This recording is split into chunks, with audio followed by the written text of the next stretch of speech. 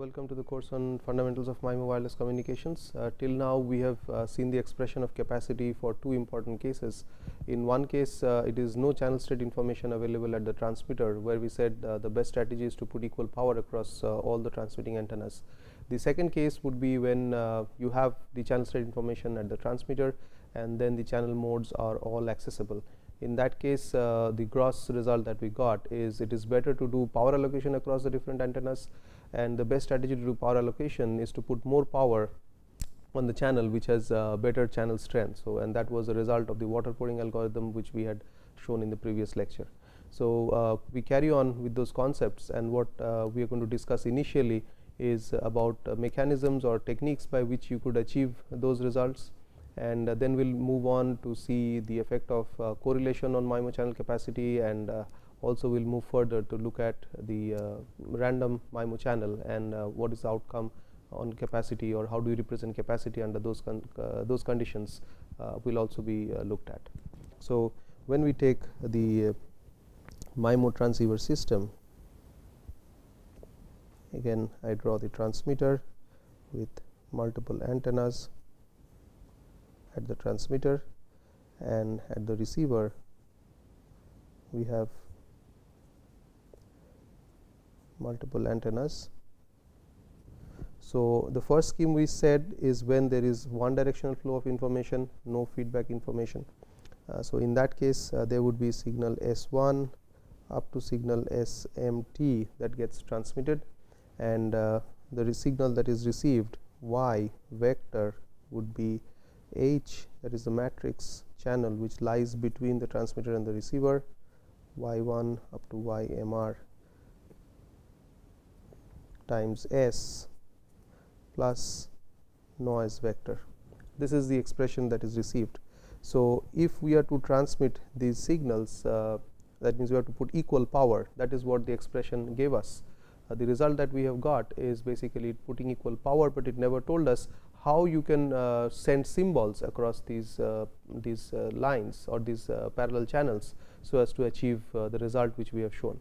So, the mechanism that we are doing over here is we will be sending S1 to SMT, that means different symbols. So, we are directly sending the different symbols S1, S2 up to SMT,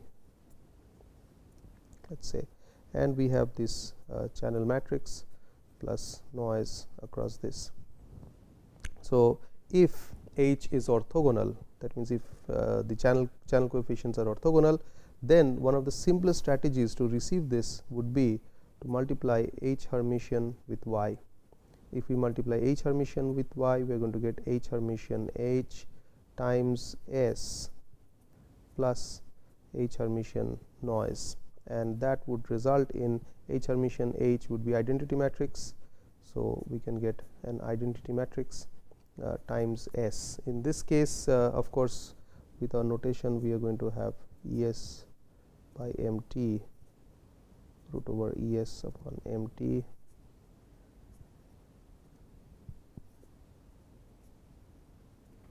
right. So, H Hermitian H is so we have an identity matrix over here, and we could also have zeta upon M, so that the trace ends up as M. So, we could also have the total channel strength constraint, that will be a scalar modification of this. So, when we expand this will be H tilde N tilde. What we have over here is a diagonal matrix. So, each one that we receive, this one would write Y1 tilde is equal to root over ES over MT times SI, right, because it is a diagonal matrix, times N tilde I. So, what we can clearly see from this expression is that any symbol that is received in the corresponding branch of the receiver is not having influence of other symbols, whereas in a typical MIMO communication, whatever is being transmitted from all the antennas get added up together in any one of the antennas. So, if the channel is orthogonal, you can get that. If the channel is not orthogonal, the other simple way of getting back the received signal would be to multiply H inverse, if H inverse exists. So, we can assume it a full rank M cross M square matrix. So, that is for one particular case. H inverse Y would give us S plus H inverse n. So this is the zero forcing mechanism. So even in this S is a vector. So basically we have yi cap is equal to, this is basically the vector which is y cap, you can say, is Si plus n tilde I, because this will again be a vector. Of course, this n tilde we can put n double tilde, which is different from in this case. Here again we have avoided interference. So there is no interference of the symbols. If it is non-square, then one could use H Hermitian H whole inverse times H Hermitian multiplied by y. In this case, if we are going to do this kind of an equalization to make it square, the end result again would be S plus, which is the pseudo inverse H inverse H Hermitian H inverse times H Hermitian times n. So this is what is going to be your received vector. So here again yi could be Si plus n, you could write triple tilde I. So here again in this format we are not getting any interference from any other symbols. So in this way one could reconstruct this. One could also use an MMSE kind of an approach, where one would use I plus H Hermitian H n naught upon mt inverse times H Hermitian times y. So this is the MMSE approach. This way we would also get it, but there would be some minor amount of interference because of this channel condition. So what we have effectively is through this mechanism, which is also known as vertical Bell Labs layered space-time coding, also known as VBLAST. That means in short is a vertical Bell Labs layered space-time coding is the name for this, where you could send the symbols directly across the antennas, and at the receiver you could do different kinds of processing and recover the symbols without interference. Thereby you are achieving as if parallel transmission. And we would remember that this SNR is dominated or is indicated by lambda I, where lambda I is the eigenvalue of the ith channel mode.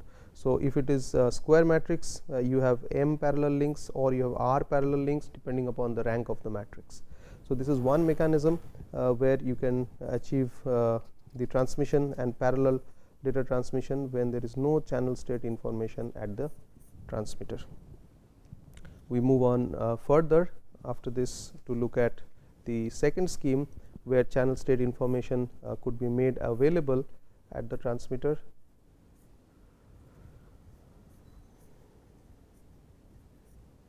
Tx and Rx. So basically here there is a feedback, and if we would remember, the result of capacity in this case told us that we have the feedback about the channel state information. So we can get the eigenvalues. Once we get the eigenvalues of H Hermitian H, we are getting indication of the channel strength of the parallel modes that we can send. So based on that, again we will be distributing the amount of power which is proportional to the eigenvalue of that particular mode of the channel. So here again we look at that we have S as the vector of signals to be sent. There is this channel H which gets multiplied with S, plus there is noise, and this is what is received at the receiver across the antennas. Here again, as we can clearly see, that these signals get mixed up and we have a mixture of signals at every antenna. Now what we have said is, when you have feedback, what we could do is we could multiply a V at the transmitter side. That means there is some processing with V matrix and there is some processing at the receiver with U Hermitian. This is what we had proposed when we had discussed that. So basically at the receiver we are going to get U Hermitian. U and V are unitary matrices.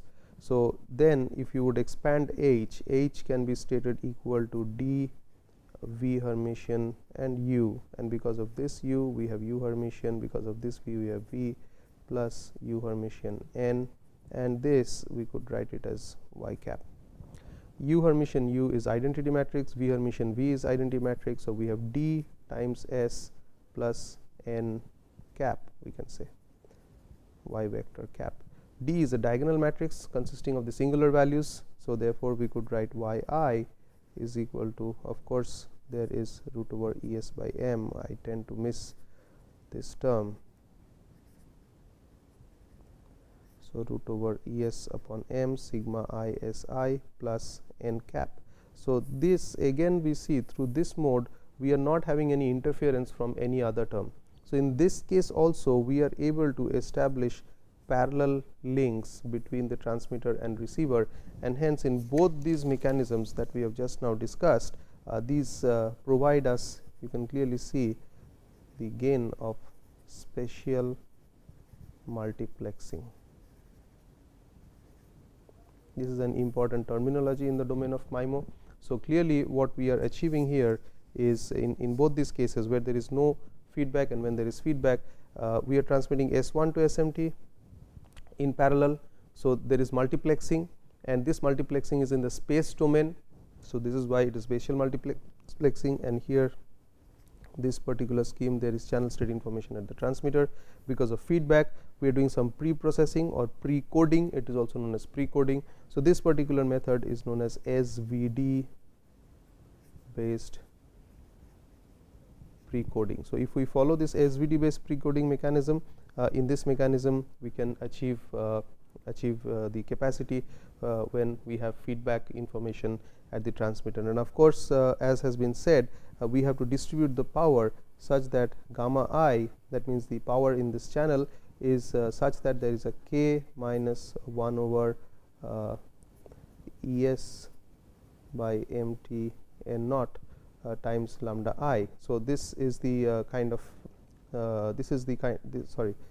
mt n naught is Es upon mt n naught. So, this is 1 upon SNR. So, this is basically the amount of power which again leads to higher lambda values, higher values of SNR. So, if we add this kind of power distribution along with this, then that would naturally lead us to parallel connection, parallel sending of signals, so that we achieve capacity of channel state information at the transmitter. So, summarily, when we do either of these two streams, we are sending parallel information. We are sending parallel information from the transmitter to the receiver. The number of such parallel links is clearly as many number of independent links available, and this is indicated by the rank of H. The rank of H would indicate as many number of independent links. There are many details to it. Sometimes it's not very easy to identify what is the rank of a matrix, and one would deal with the eigenvalues of H Hermitian.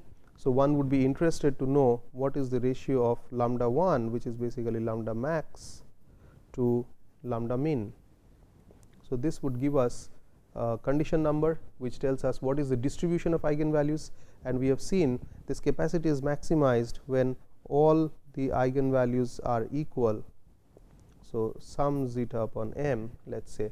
So, this is when it is maximized. So, we would like to see if this distribution is very large, then capacity is not maximum. So, we would like to choose the number of modes. That means, it may happen that I have 16 cross 16 system or an 8 cross 8 system, but if instead of taking an 8 cross 8, if I would choose a subset 6 cross 6, it could give me a better capacity, a better sum total capacity. So, that one has to try and see out of these combinations which is giving a better capacity, and one chooses, and this is one way of quickly circumventing the problem instead of looking around for all possible combinations.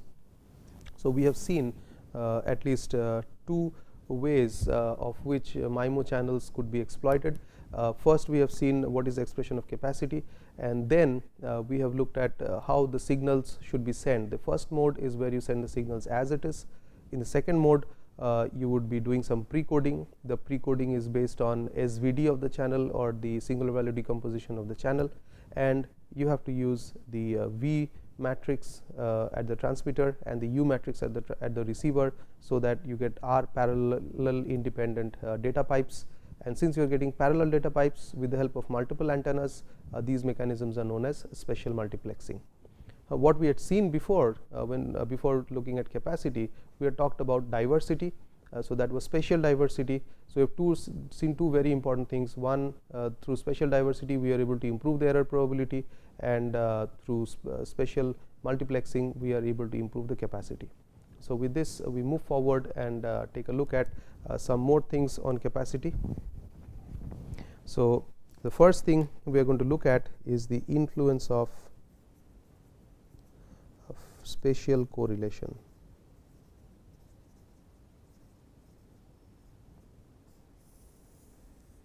Right.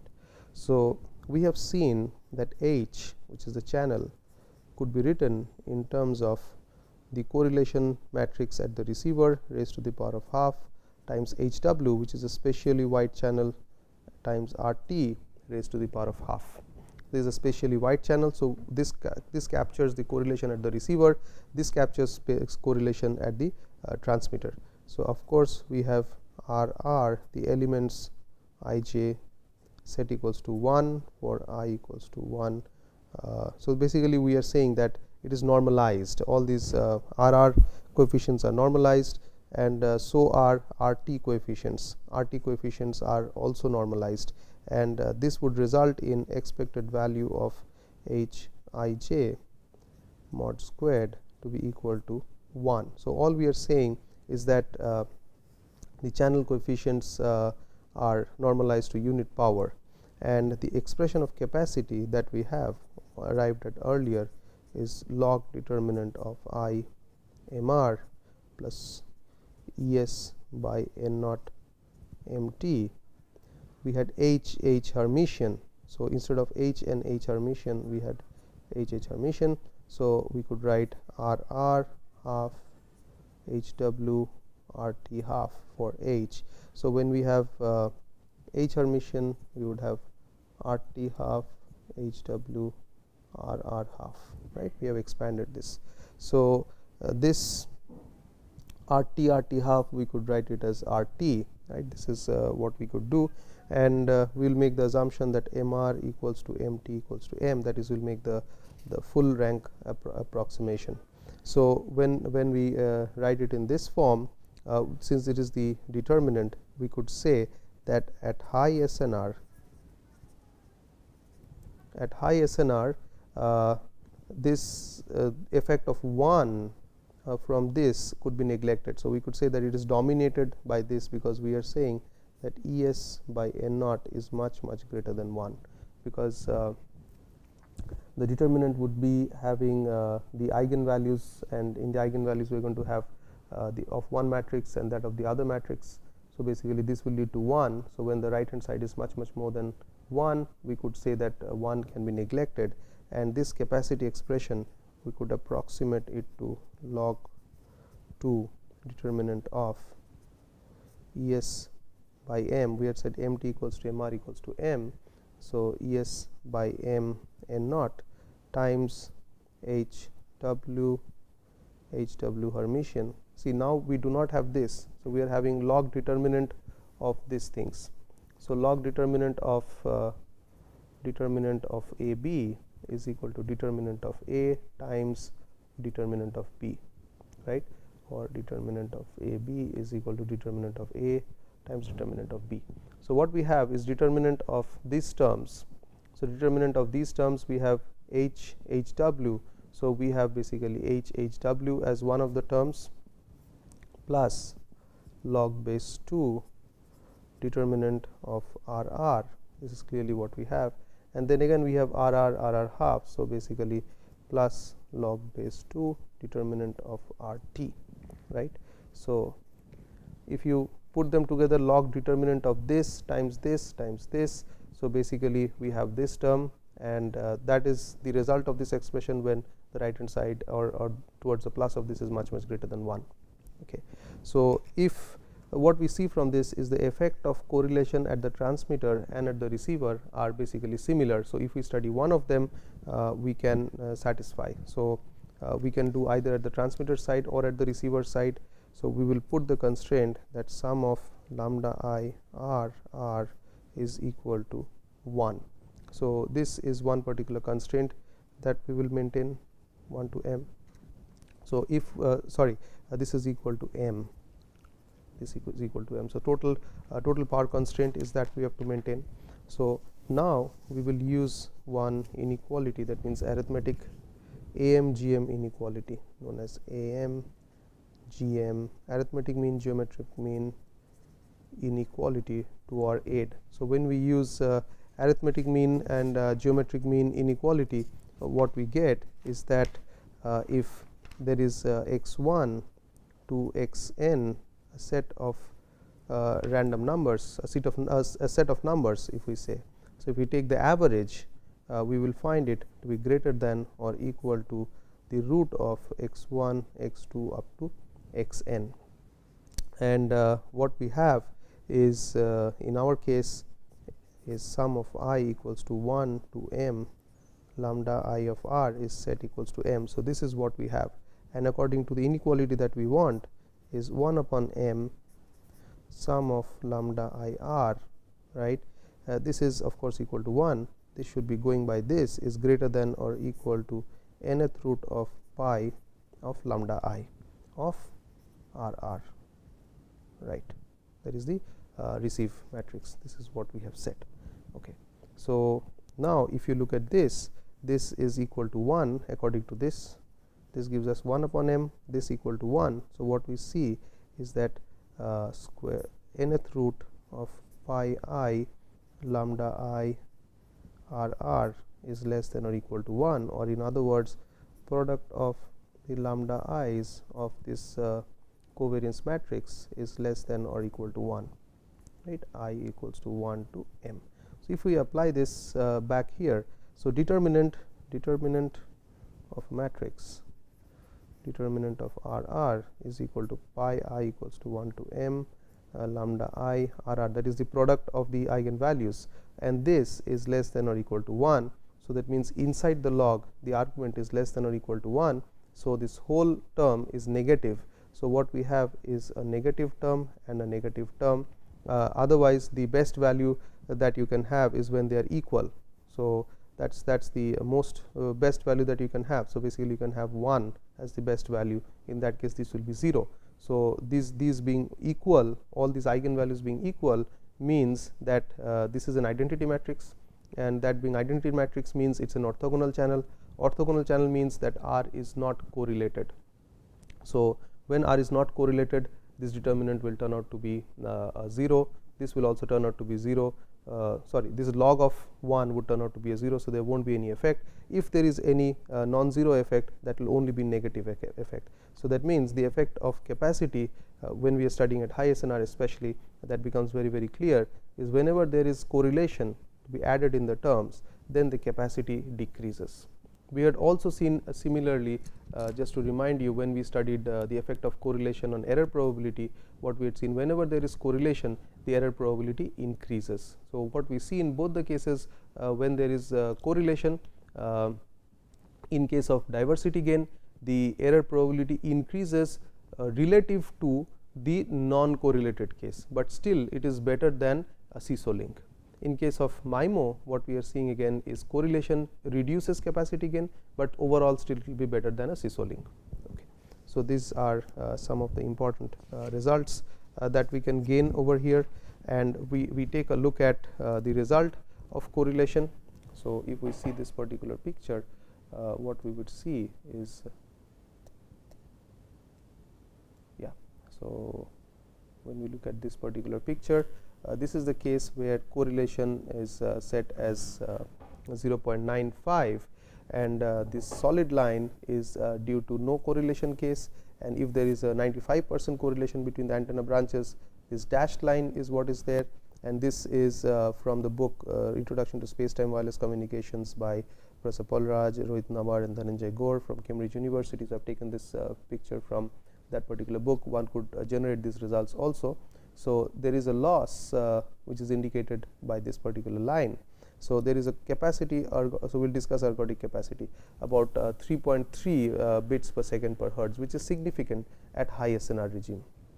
So what we can conclude from this is that when there is correlation, there is a loss in capacity, and this is well understood in terms of expressions when we look at high SNR regime. For low SNR regime also there is a loss, but again we have taken high SNR. All these approximations that we are making is only to ensure that we get an insight into it, and from which we can clearly see, as we have seen over here, that these expressions lead us to certain clear cut understanding from directly by looking at it, and also which is supported by results. So now we take a look at the outage capacity. So we have seen this particular figure before. Because C is random, as we have said, the capacity would be described more by its distribution, and at some point which is 10 percentile or p percentile, we would say this the corresponding value of capacity is the outage capacity, C out. So that means in this case we have taken the 10% outage capacity. So what we are seeing is that above this is 90%. So basically this side is 90%. That means 90% of the time the capacity is in this range. So this is a very important value, and it determines the lowest point in performance. Of course, ergodic capacity is what we have already described and seen how it is influenced under low SNR and high SNR region. So we will take a look at the outage capacity performance. So this is the 10% outage capacity performance for different MIMO antenna configurations. This side is the transmit antenna configuration, this side is the receive antenna configuration. So as we increase the number of antennas, so basically m is equal to 1, m is equal to 2 in this case, and m is equal to 4 in this case. So this is m.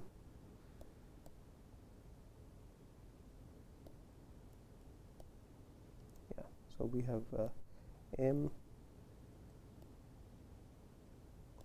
right. So that means this diamond, this particular curve is m is equal to 4, and this particular star is m is equal to 2, and this particular line m is equal to 1.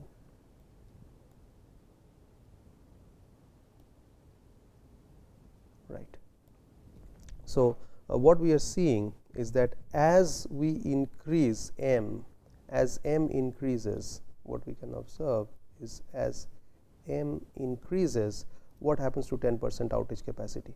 That also increases. So basically the 10% outage capacity increases clearly. This is for m equals to 1, this is for m equals to 2, this is for m equals to 4. So clearly seeing that outage capacity is increasing. So if we are here, this is 2, this is more than 4. So this is one important thing. As you increase SNR, the outage capacity also increases. So this is one important observation. And if we look at the ergodic capacity, what we have is the same over here, is as we increase m. So here also is the same. This is for m equals to 4, this is for m equals to 2. So we are almost the same. Yeah, this is for m is equal to 2. Yeah, I think this is m is equal to 2 in this particular figure. This is m is, sorry, in this particular figure we have this one as m is equal to 2, and this one for m is equal to 1. Okay. So what we are seeing here also is capacity is increasing linearly, and as we increase m. So in both the cases it increases with m. Now the important thing that we are going to look at is here. So outage capacity increases with m clearly. So now suppose we have an HW channel. So for an HW channel we have seen 1 by m HW Hermitian tends to I of m as m tends to infinity. So what does it mean?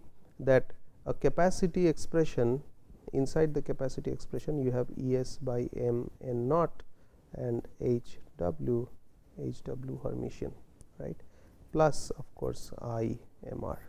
This is the expression of capacity for a given channel. What we had seen is that this tends to I. So if this tends to I, what is the meaning?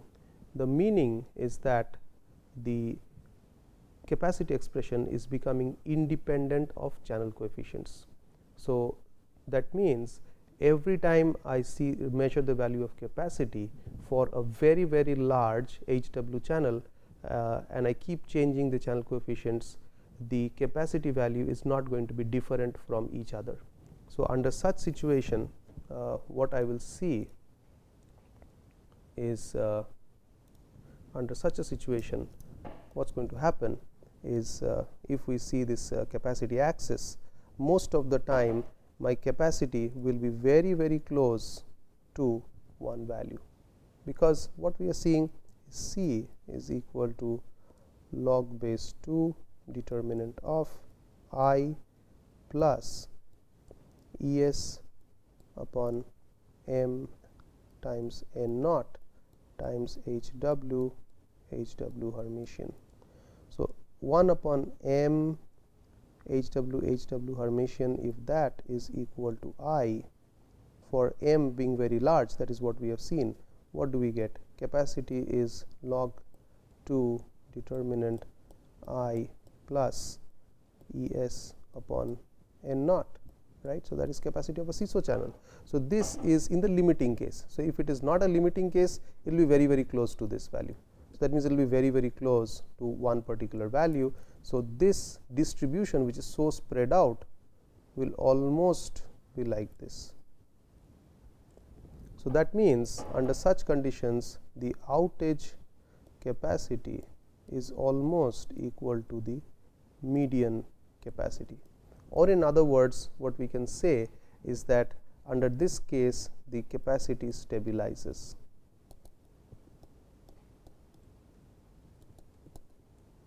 So all we are saying is that if we are able to provide a very large number of antennas, and if the link that we are providing is so what we have said is if we have very large number of antenna elements at the transmitter and the receiver side, and the links are spatially wide, that means they are orthogonal, what we can achieve is almost a stable link which does not vary, the capacity does not vary. So we are almost able to provide the capacity of additive wide Gaussian noise channel. So that is very, very important, and in fact it is m times the capacity of a additive wide Gaussian noise channel. So that means it stabilizes, the link is not fluctuating anymore. Similar situations would happen when there is a line of sight, you are getting a very high signal strength, the channel does not the channel is very, very stable, there is not much variability in it, but of course there are different implications on the channel capacity. We have just seen the situation when there is low SNR. What we need to see now is the situation when we have very high SNR. So we take at the high SNR condition, we have seen it once, we will see it again in a more exact manner, and we will see certain interesting outcomes. So the ergodic capacity is basically expectation of log base 2 determinant of I MR plus Es by m n naught times H Hermitian. This is what we are quite used to now, this particular expression. So again, determinant being pi of I equals 1 to rank of H times rank of H of 1 plus root over Es by m n naught times lambda I, where lambda I is the eigenvalue of H Hermitian. Log 2 determinant is replaced by this and the expectation sign. So when SNR is high, when Es by n naught is very high, this could be approximated as Es by m n naught times lambda I log 2 determinant, right. So this you could also say is we could write it as expectation of so basically this term is constant. So if that term is constant, we will have RH, because this raised to the power of RH times log base 2 Es by mt n naught, this is the constant term, plus expectation of sum over I equals to 1 to rank of H times log base 2 lambda I. This is constant, so not of much importance. this is what we should look at. So what we are looking at is the ergodic. So when SNR is high, the capacity is determined by the spread of eigenvalues. So it is determined by two things: the rank of the channel and the spread of eigenvalues. Again, clearly this thing will be maximized when all the lambda i's are equal and when there is the full rank. So if rank is less, then capacity is less. So we would like to have full rank as well as a lesser spread of eigenvalues. So lesser spread of eigenvalues has multiple meanings. One of the meaning is if lambdas are almost the same, they are equal to, then we are having an orthogonal channel, which we have seen before. And all eigenvalues being same has another influence. So if you have all same eigenvalues, you can easily guess what would be the result when channel state information is available at the transmitter. So we have discussed that under such situation, when this channel state information is available at the transmitter, we would like to follow the water pouring algorithm. The water pouring algorithm says allocate power to that particular eigenmode proportional to the eigenvalue of H Hermitian. So if all eigenvalues are same, the power to be allocated in all the modes are again going to be the same, and that means that RSS would lead to identity. So again we are getting the situation when under high SNR conditions, we see that the power allocation would be equal amongst all the antenna branches, and that is the same whether you have channel state information at the transmitter or you don't have channel state information at the transmitter. So again what we say is that when SNR is very, very high, extremely high, under that condition the gap between no CSI at the transmitter and with CSI at the transmitter again reduces. So in summary, we have 2 points, that rank of the channel determines the capacity and spread of eigenvalues. If eigenvalues are very similar, you have very similar powers in all of the channels. Under that condition, the capacity of CSI at transmitter and no CSI at the transmitter would again be the same. So I would briefly give you an explanation. So we said this is a water pouring algorithm when there is channel state information available at the transmitter, and we said if this is inverse of SNR levels, this is the amount of power that is allocated in each of the links. Now if all the eigenvalues are the same, so then SNR is also the same. In that case, the power allocated would also be the same. Power allocated in all of them being the same means RSS is equal to I of m. So there again we see that if equal power is allocated under such conditions, so that means when you have very high SNR, all you need to know is the rank of the channel and you can give equal power to them, whereas when SNR is low and when eigenvalues are not equal, in that case it is better that you identify the rank of the channel and allocate power to those modes where the eigenvalues are non-zero or where eigenvalues are significant, and you give the power depending upon the strength of the eigenvalue.